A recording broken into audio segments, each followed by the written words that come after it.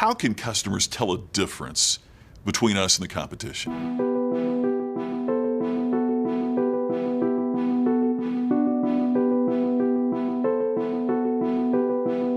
But there is no product that is required to become a commodity. It depends on how you treat it.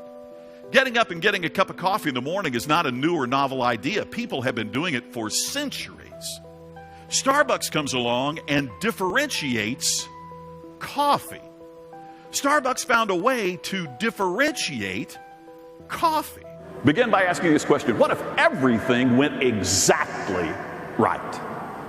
At this point, you're going, Scott, you don't know much about insurance. It never goes that way, right? But you've got to ask yourself that question. If everything went exactly right, what would that look like? What would that sound like? What would that feel like? How do we do that? Then, what are the steps that we need to execute to get us there? Be as precise and as exact as you can. The exact steps that it takes to make it work out this way. Are there roadblocks that would prevent us from delivering that ultimate experience? Because the fundamental goal is to create an ultimate client experience for every client, for every prospect, every single time. Ladies and gentlemen, thank you so much. One of our best sales speakers ever. I'm going to say the best sales speaker ever, Scott McKain. Thank you, Scott. That was great. He's dynamic, engaging, uses a lot of humor. Uses great examples. It's giving me ideas and helping me to figure out how to make my business distinctive. The customer demands more, and therefore we have to demand more of ourselves. Harvard recently wrote that the corporation now is primarily a stage upon which you showcase for your customers and your employees and your prospects. So if I'm doing business with you, how's the show? What type of experience are you creating for your customers, and how are you helping them create experiences that are absolutely amazing? In my first book, All Business is Show Business, I wrote that the purpose of any business, the purpose of what you do with SAP, the purpose of what you're helping your customers do, is to properly create experiences so compelling to your customers that their loyalty becomes assured. In other words, what we learn is that customers have raised the bar. The benchmark is higher than it's ever been. The challenge for us is, how do we not only satisfy them, but thrill them, to amaze them, to keep them coming back?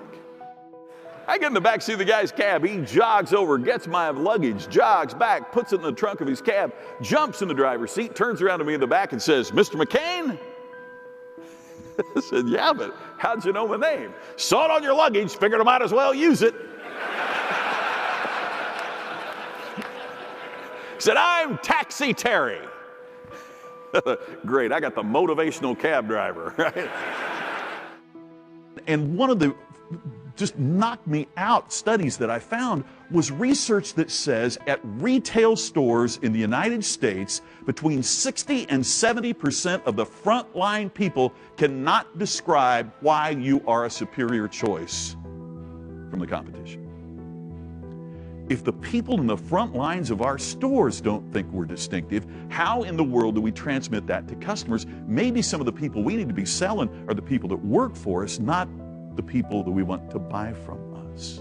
His tone of voice, it keeps you intrigued, and it's just a smooth flow. Great energy, outstanding communication. His speech is flawless. He doesn't even stop for a moment. Wasn't he absolutely amazing?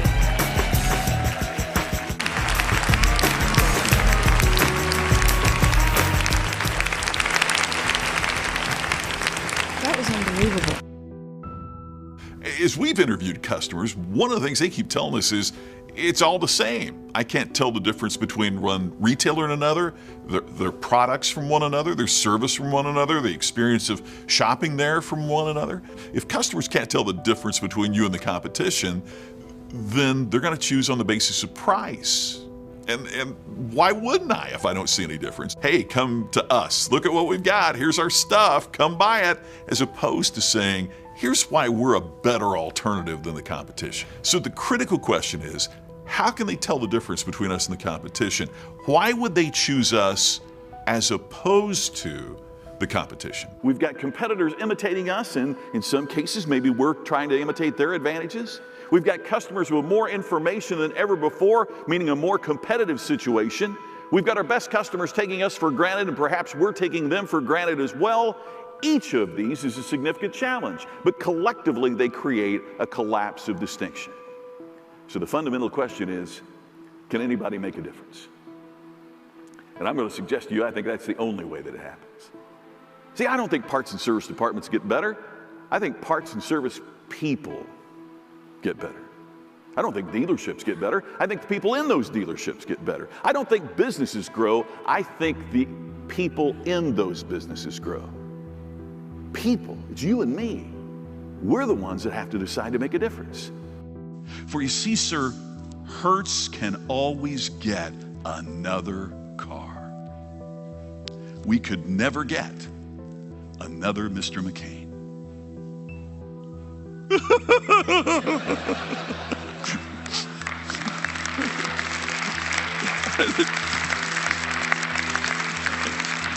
I didn't mean to hit him. He stopped. And at that instant, I became a Hertz customer forever, for life, right? Avis is a Euro cheaper. I don't care, right?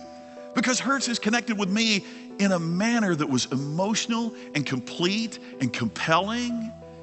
It wasn't about the transaction. It was about the experience that created a customer for life. It's what I've termed the ultimate customer experience. We own the trademark on that term. I've been talking about it so long. It simply asks the question, what is the ultimate experience that a customer could have with you? By the age of 21, Scott McKain had met with the President of the United States in the Oval Office and the Chairman of General Motors in GM's Detroit boardroom. His early experiences inspired a lifelong commitment to innovative business ideas. Forbes has named his blog as one of the top resources for thought leadership. Social Media Marketing Magazine called him one of the 50 most influential marketing experts, and Jen Juice named him one of the top 25 people for young professionals to follow on Twitter.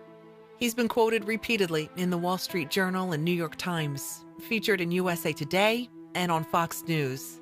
And his book, Create Distinction: What to Do When Great Isn't Good Enough to Grow Your Business, was named by 30 major newspapers like the Miami Herald as one of the 10 best business books of the year. From playing the villain in a film that Roger Ebert named as one of the 25 greatest films in the history of the cinema, to being a nationally syndicated commentator seen weekly by millions, to a successful business leader, Scott McKain's background is diverse and profound. It's why this Hall of Fame speaker is the highest rated presenter in the history of technology giant Cisco, and why he's the perfect choice for your next event. So when you get back home from this important event, you're getting ready to hit it one more time. Would you think about what we talked about this morning? Maybe splash a little extra cold water in your face, look at yourself in the mirror and say, today I create distinction. Thank you for the chance. That's it. I appreciate it. Oh, I appreciate it. Thank you so much. Thank you.